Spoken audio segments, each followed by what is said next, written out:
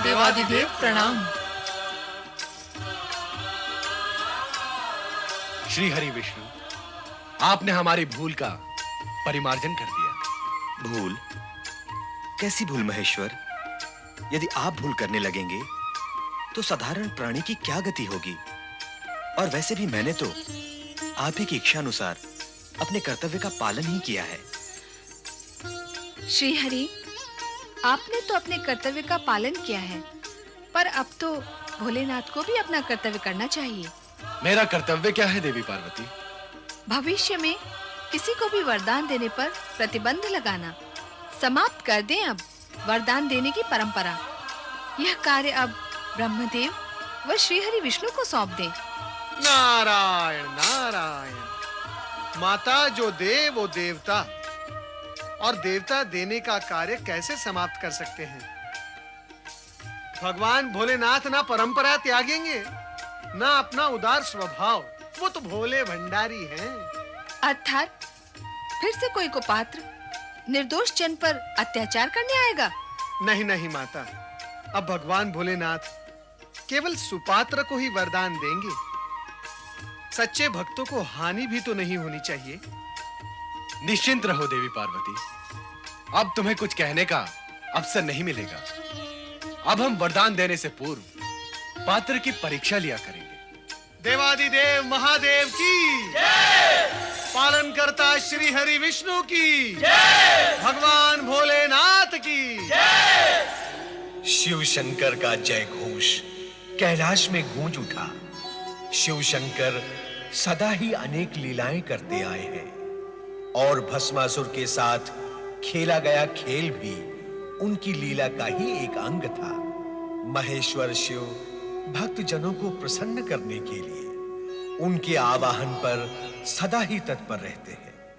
इसीलिए तो उनका नाम भोलेनाथ है। इन्हीं भोलेनाथ का नाम स्मरण करने से जन जन का कल्याण होता है। और आज गिरनार की तलहटी में भक्त जन तन मन से भगवान भोलेनाथ को पुकार रहे हैं।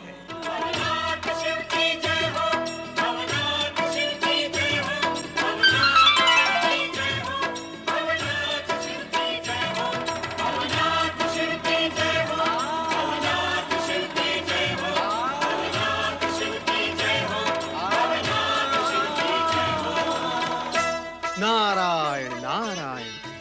नारद, तुम गगन विहार करते करते गिरनार पर्वत तक आ ही पहुंचे हो, तो भगवान भवनाथ के दर्शन का लाभ भी उठा लो। इस स्तुति में सम्मिलित होकर अपनी शिव भक्ति को साकार करो। नारद, चलो।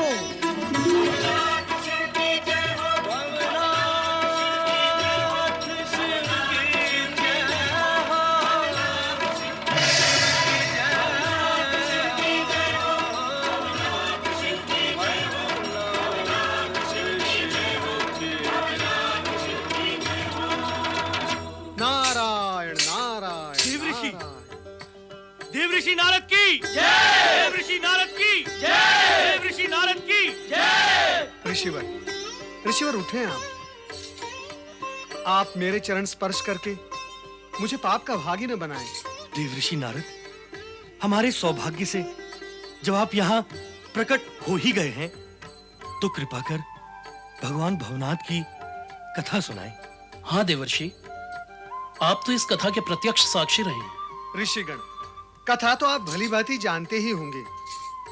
यहाँ रेवताचल गिरनार पर तो भगवान भोलेनाथ, परमपिता ब्रह्मा जी और श्रीहरि विष्णु के साथ सभी देवगण अंश रूप में विराजित हैं। ये सत्य तो हम भी जानते हैं देवर्षि कि उनके यहाँ पधारने की कथा भगवान भवनाथ की कथा से जुड़ी हुई है, किंतु हम आपके श्रीमुख से मूल कथा सुनना चाहते हैं। ऋषिगण, मैं स्वयं इस कथा का एक पात्र रहा हूँ। ऐसे में मेरे ही मुख से ये कथा सुनने में आपको पूर्ण आनंद नहीं प्राप्त होगा। उत्तम यही होगा कि कथा का पूर्ण आनंद लेने के लिए आप शौनक ऋषि के आश्रम में जाएं। आप इस कथा के पात्र रहे हैं, ये तो और भी सुखद है। कथा का प्रत्येक प्रसंग विस्तार पूर्वक सुनने को मिलेगा। देवऋषि, कृपया हमारा अनुरोध न टालें। हाँ देवर्षि, आपके श्रीमुख से कथा सुनने का आनंद अपूर्व होगा। नारायण नारायण। यदि आपकी यही इच्छा है तो मुझे कथा तो सुनानी ही होगी। आप यहाँ पधारें देवऋषि। बोलो भगवान भवनाथ शिव शंकर की जय। एक समय की बात है, देवराज इंद्र और इंद्राणी शची वैकुंठ में श्री हरि विष्णु तथा माता लक्ष्मी से मिलने गए। पालनहार जगदीश्वर श्री हरि विष्णु को प्रणाम। प्रणाम माता लक्ष्मी। प्रभु, आप सृष्टि के पालक हैं। सृष्टि के पालक परमपिता ब्रह्मा जी की उत्पत्ति भी आपकी नाभि से ही हुई है। और कहा जाता है कि आप ही से आदेश पाकर उन्होंने सृष्टि रचना का कार्य आरंभ किया था। ये सत्य है, किंतु प्रसंग बिना इस विषय पर चर्चा करने का प्रयोजन क्या है? श्री हरि, प्रयोजन यह है कि आप अर्थात प्रभु, देवगण में से कुछ देवताओं का ये मानना है कि सृष्टि के रचयिता ब्रह्मा जी आपसे महान हैं। किंतु प्रभु, हमें इस बात पर विश्वास नहीं हुआ, पर मन तो शंकित ही है। और इसी शंका और प्रश्न के समाधान के लिए हम आपकी सेवा में यहाँ उपस्थित हुए हैं। श्री हरि, परमपिता ब्रह्मा जी को महान मानने के मूल में कारण क्या है? मान्यता भावना पर आधारित होती है देवराज। जिसके मन में जिसके प्रति जैसा भाव होता है वही स्थायी बनकर मान्यता का रूप धारण कर लेता है। यदि कुछ देवता ऐसा मानते हैं तो इसमें किसे आपत्ति अथवा हानि है, उन्हें मानते रहने दो। किंतु प्रभु, देवी लक्ष्मी, उत्तेजित होने की आवश्यकता नहीं है। किसी के द्वारा किसी को छोटा बड़ा अथवा महान व लघु मान लेने मात्र से कोई छोटा बड़ा नहीं हो जाता।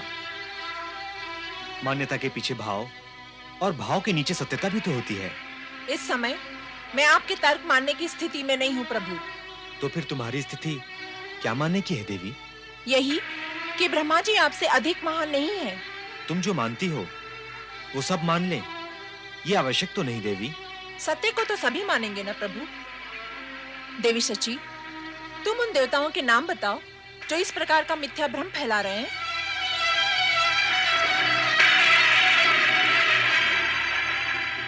इधर उधर क्या देख रही हो देवी शची? मेरे प्रश्न का उत्तर क्यों नहीं देती? अब क्या उत्तर दूं देवी लक्ष्मी? जो है वही दे।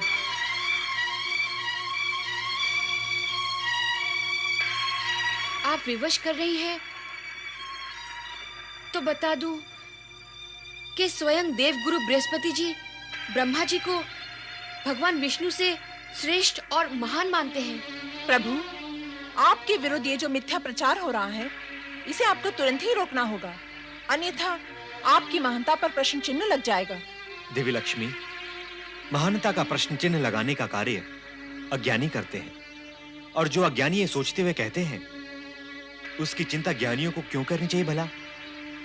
देवी, उत्तेजित होने की कोई आवश्यकता नहीं है।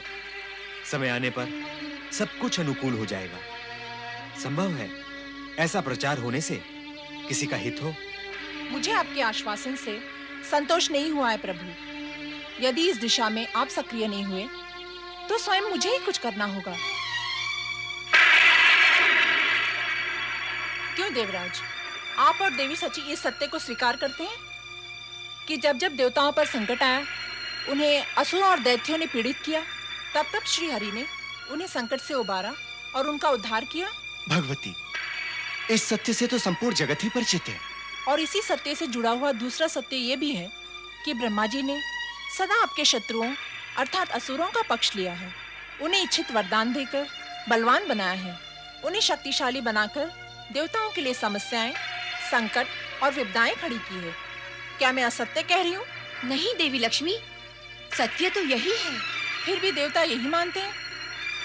कि ब्रह्मा जी श्री हरि विष्णु से श्रेष्ठ हैं, महान है? आश्चर्य, घोर आश्चर्य। आश्चर्य ही नहीं, ये तो सर्वथा कृतज्ञता है। जो हित करे उसे महान न मानकर, जो अहित करे उसे महान मानने वालों की बुद्धि पर दया प्रकट करने के अतिरिक्त किया ही क्या जा सकता है? आप दोनों केवल ये बताएं कि आप किसे महान मानते हैं? भगवती लक्ष्मी, अब निसंदेह और निश्चित रूप से श्री हरि को। यदि हम प्रभु को महान नहीं मानते तो इनकी शरण में आते ही क्यों? ये तो प्रकट सत्य ही है कि ब्रह्मदेव ने सदा ही हमारा तिरस्कार किया है, हमारी प्रार्थना को अनसुना किया है। सहायता के लिए जब जब भी हम उनके पास गए, तब तब उन्होंने खरी खोटी सुनाकर हमें प्रताड़ित किया है। इसीलिए यह तो निश्चित है कि हम दोनों श्री हरि के पक्ष में ही रहेंगे, भले ही समूचा स्वर्गलोक और देवगण ही हमारे विरुद्ध क्यों ना हो जाए।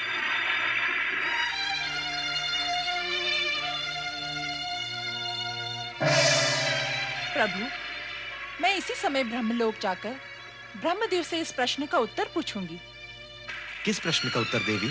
यही कि आप दोनों में महान कौन है? उनसे ऐसा कटु प्रश्न करने का कारण? विवाद उठा है तो उसका समाधान भी होना चाहिए। किंतु विवाद ब्रह्मा जी ने तो नहीं उठाया।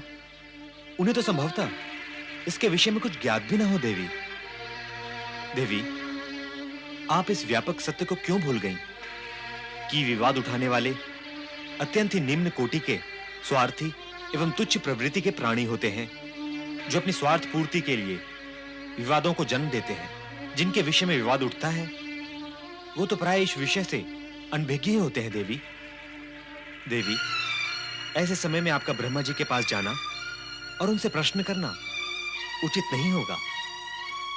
अभी आपने जो कहा, इसके विरुद्ध तो मैं आचरण नहीं कर सकती। इसी में सबका हित है। देवी, देवी, गुरु बृहस्पति के विचार ब्रह्मा जी तक पहुंचने दें, उसके बाद ही हम लोग विचार करेंगे। ब्रह्मदेव, सप्तऋषियों की उत्पत्ति आपसे हुई है और मैं भी उन सप्तऋषियों में से एक ऋषि अंगीरा का पुत्र हूं। इस प्रकार आप मेरे पितामह हुए।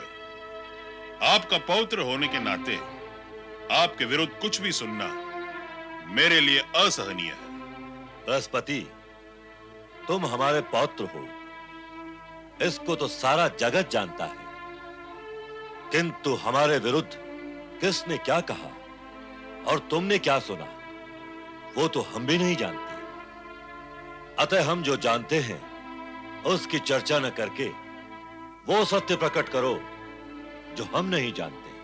परमपिता, देवराज इंद्र और देवी शची श्री हरि विष्णु को आपसे अधिक श्रेष्ठ और महान मानते हैं। माने, अवश्य माने, किंतु उनके ऐसा मानने से स्थिति हमारे विरुद्ध और तुम्हारे लिए असहनीय कैसे बनती है, यह हम नहीं समझ पा रहे हैं। किंतु मैं समझ रही हूं।